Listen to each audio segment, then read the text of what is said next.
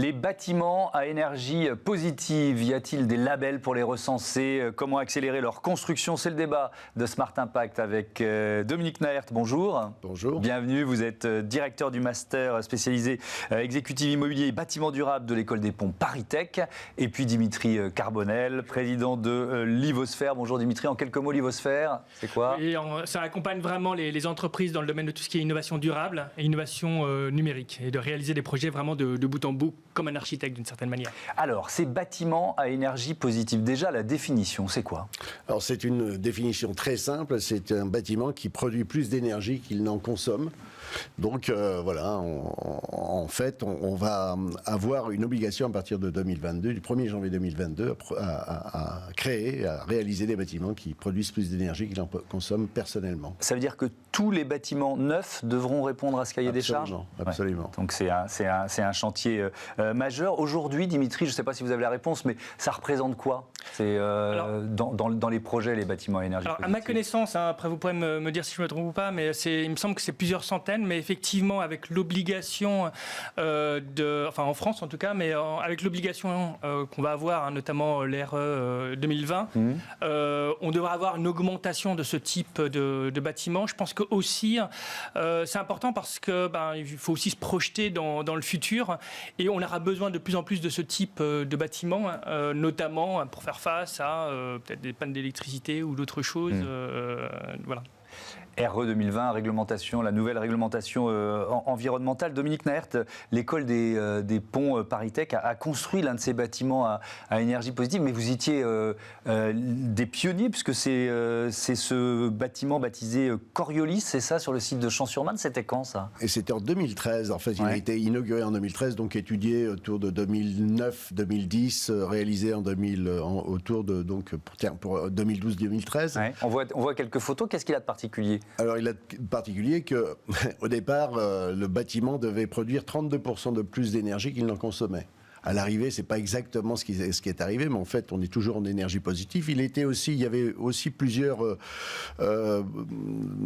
éléments, je dirais, précurseurs, en particulier en ce qui concerne la neutralité carbone. On tendait vers une neutralité carbone, c'est-à-dire qu'en fait, on a fait beaucoup de structures à partir de biosourcés, mais en particulier le bois. Oui. Et puis la végétalisation, des systèmes de ventilation extrêmement efficaces aussi, et en définitive avec peut-être un manque de partage avec les usagers, et comme les usagers changent chaque année avec les étudiants, bien évidemment on a eu quelques petits comment on appelle ça, ça n'a pas été complètement efficace. Ouais. Enfin, alors c'est intéressant parce que c'est un laboratoire à ciel ouvert en quelque sorte. Absolument. Alors en plus il y a des laboratoires, et en particulier effectivement de mathématiques, où vous avez là on a installé des ordinateurs extrêmement puissants avec des ventilations puissantes, et en fait c'était pas tout à fait calculé comme ça. C'est-à-dire qu'en fait tous ces bâtiments-là doivent être pensés, programmés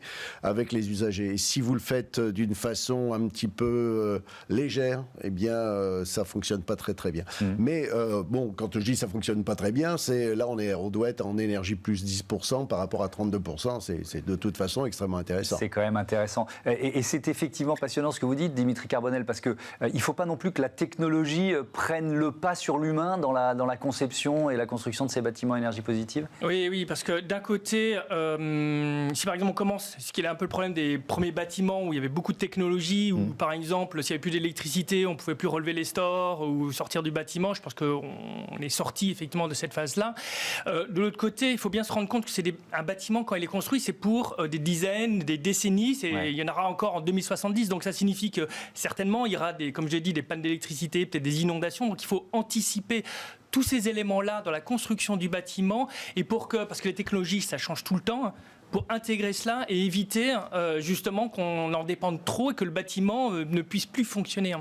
Et il faut bien sûr intégrer aussi l'évolution des comportements, l'évolution des personnes. Oui, mais la technologie, elle est indispensable parce qu'ils sont forcément plus complexes que les bâtiments classiques, Dimitri, ces bâtiments à énergie positive. Oui, alors... parce que, je sais pas, mais on intègre quoi? On intègre des panneaux solaires, on a une architecture qui tient compte de l'orientation. Et il y a quoi d'autre d'ailleurs? On peut faire la liste. Hein. Oui, en fait, je pense qu'il faut bien faire un bon équilibre. D'un côté, on va avoir beaucoup de panneaux photovoltaïques notamment, mais aussi par exemple des matériaux qui vont pouvoir absorber l'énergie du soleil et qui vont le restituer. On va avoir aussi des volets par exemple qui vont pouvoir augmenter ou descendre ou monter en fonction de la température. Donc effectivement, il va y avoir de la technologie. Tout le point, ou pour alerter aussi, par exemple, un utilisateur que, grosso modo, il est parti depuis un certain temps, il faudra peut-être arrêter le chauffage. Le point, c'est que comme les bâtiments doivent consommer aussi peu d'énergie, eh bien, si on utilise trop de technologie, on consomme trop d'énergie, et donc à ce moment-là, pour le coup, c'est un problème. Donc il faut trouver le juste équilibre sur l'utilisation des technologies. Dominique Naert, inventer les bâtiments de demain, c'est le rôle de l'école des ponts ParisTech, entre autres. Hein. Entre autres. Ouais, ça fait partie des missions. Oui, ça fait partie de nos missions, mais à la fois, c'est aussi la mission des écoles d'architecture, on va dire de toute la chaîne des métiers du bâtiment, y compris des gens de métier, c'est-à-dire par exemple les compagnons, si je puis. Mais ce que je veux dire par là, c'est que effectivement, on va avoir l'année prochaine une sorte de révolution constructive qu'on n'a pas encore eu l'occasion d'avoir en si peu de temps, quoi. Et c'est vrai ce que vous dites, c'est-à-dire que ce qui est intéressant, c'est aussi tout bâtiment doit être maintenant frugal. Et petit exemple, à l'école des ponts, donc sur Coriolis, on n'a pas d'eau chaude sanitaire, par exemple. Donc ça veut dire on peut pas se laver les mains à l'eau chaude. Et ça, il a fallu que les étudiants intègrent ça. Et ça, nos habitudes, on va dire de pays riches ou de gens un petit peu gâtés, eh bien fait que il va falloir changer aussi ces habitudes-là. C'est-à-dire qu'il n'y a pas simplement, on ne monte pas, on prend pas l'ascenseur, par exemple. Il y a que les personnes qui sont handicapées qui peuvent prendre l'ascenseur. Donc il y a des tas d'habitudes qu'il faut changer. C'est-à-dire que le bâtiment seul ne peut pas le faire. Ça, c'est impossible. Alors c'est intéressant parce qu'il y a ceux qui vont vous dire mais là vous êtes en pleine décroissance. Est-ce qu'on n'a pas poussé le curseur trop loin? Eh bien, sans doute qu'on a poussé le curseur trop loin, puisqu'il semblerait qu'on n'ait plus que 7 ans de budget carbone pour rester sous la barre des 1,5 degré. C'est surtout ce curseur-là qu'on a poussé trop loin. Voilà, on a surtout poussé ça. Et sans doute, et là on l'a vu en un an de temps avec ce qui nous est arrivé avec la crise sanitaire, c'est que les gens ont quand même réussi à revenir un petit peu en arrière sur bien des éléments, y compris pour la voiture. Est-ce que ce terme de bâtiment à énergie positive, au-delà de la loi, etc., est-ce qu'il est réservé aux neufs, Dimitri Carbonel? Ou est-ce qu'on peut transformer, je vais dire, un immeuble haussmannien en bâtiment à énergie positive? Alors, c'est impossible de transformer un bâtiment haussmannien. En plus, on le défigurait, ce qui serait quand même un peu dommage. En revanche, il y a pas mal de technologies ou de solutions, même pas nécessairement qui peuvent être utilisées dans des bâtiments haussmanniens ou d'autres, que ce soit par exemple sur l'isolation des fenêtres ou peut-être effectivement dans certains cas des panneaux photovoltaïques, ou simplement encore alerter les personnes quand elles partent que il faut arrêter effectivement l'utilisation. Donc il y a des technologies qui peuvent être utilisées, qui sont utilisées dans les bâtiments en énergie positive, qui peuvent être après derrière utilisées pour ces bâtiments-là, d'autant plus qu'après on a industrialisé un certain nombre de ces solutions pour que ça soit économique et que ce soit pertinent aussi.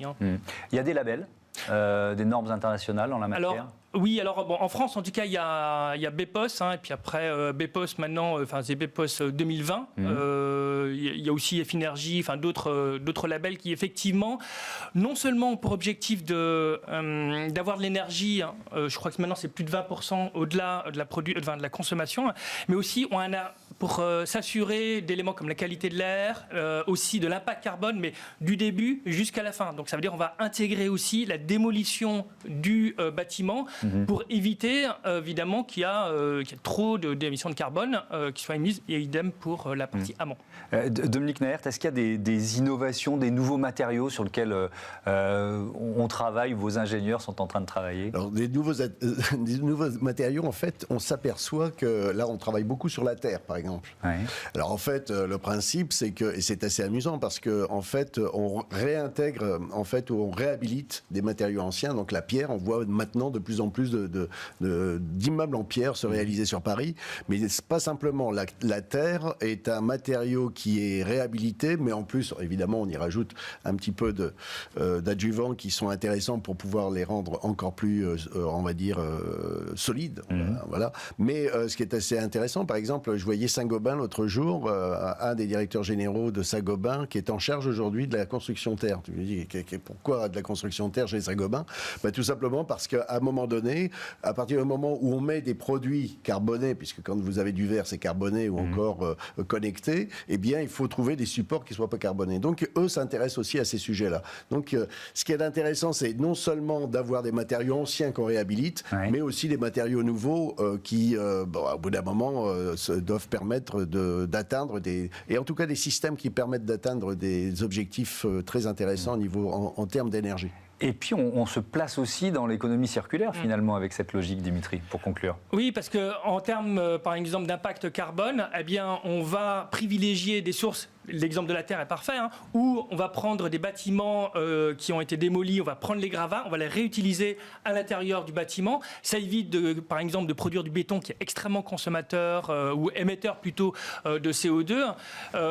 Idem, y compris, par exemple, c'est la Maison des Canaux qui ont complètement rechangé, transformé leur bâtiment en réutilisant, par exemple, les panneaux en bois pour en faire des meubles, même la moquette qui a été utilisée plutôt que des bâches pour les protéger. Enfin, tout a été pensé, imaginé pour que ça soit circulaire. Et vraiment, le bâtiment à énergie positive, c'est aussi ça.